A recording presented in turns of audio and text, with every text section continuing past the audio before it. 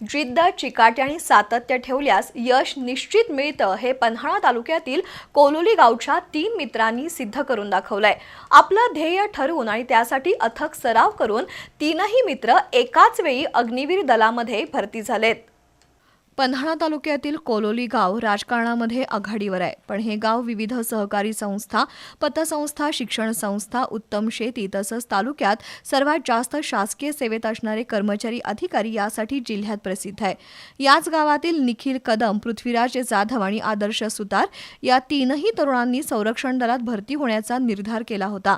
त्यानुसार रात्रंदिवस अभ्यास, ग्रुप स्टडी, सराव परीक्षेत सातत्य आणि कठोर मैदानी परिश्रम यावर भर देऊन एकाच वेळी 3 जिवलग मित्रांनी यश मिळवलंय। संरक्षण दलातील अग्निवीर सेवेत हे तीनही मित्र एकाच वेळी भरती झालेत।